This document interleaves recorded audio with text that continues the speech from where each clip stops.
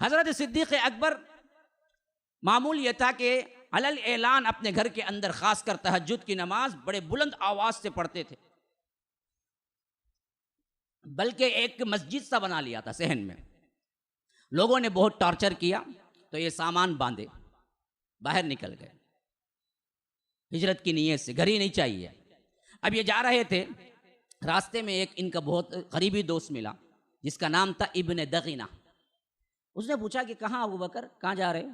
کہا کہ یہ لوگ بہت ستاتے ہیں مجھے، نماز پڑھنے نہیں دیتے، قرآن پڑھنے نہیں دیتے مشرکین مکہ، اس واسطے میں چھوڑ کے جا رہا ہوں۔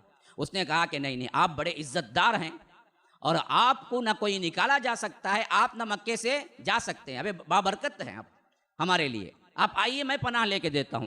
تو یہ لے کے کیا کیا، سیدھے آ کر مشرکین مکہ سے بات کی اور کہا کہ دیکھو ان کو نہ ستاؤ، نہ یہ اس قابل ہیں، یہ بڑے معزز ہیں۔ تو انہوں نے کہا کہ ابن دغینہ تمہاری پناہ کو ہم پناہ دیتے ہیں، عزت دیتے ہیں، لیکن ایک بات، ایک کنڈیشن ہے، وہ یہ کہ یہ آئندہ سے کیا ہے بلند آواز سے رات میں قرآن نہیں پڑھیں گے، جس سے ہماری عورتیں کیا ہوتی ہیں، بے قابو ہو کے رونے لگتی ہیں اور کئی متاثر ہو کے مسلمان ہونے کے قریب ہو جاتی ہیں، یہ ہم برداشت نہیں کر سکتے، اس کا تم وعدہ لے لو۔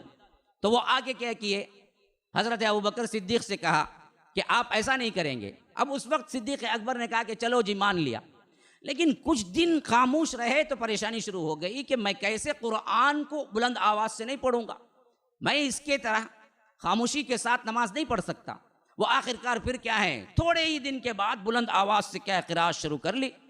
تو وہ پھر آئے ابن دغینہ کے پاس۔ اب واقعہ کس کا ہے اس میں؟ صدیق اکبر کے ساتھ ایک نام یاد رکھ لیجئے، ابن دغینہ۔ تو یہ کیا ہے، اس کے پاس گئے اور کہا کہ دیکھو تمہارا ساتھی پھر کیا ہے، وعدہ خلافی کر گیا۔ کہا کہ اگر وعدہ خلافی کیے ہیں تو میں جا کے پھر سمجھاتا ہوں۔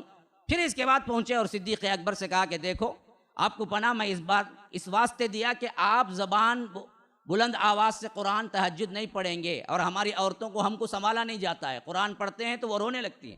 یہ تو مشرکین کی عورتیں رونے لگتی ہیں اور ہماری عورتیں کبھی نہیں روتی۔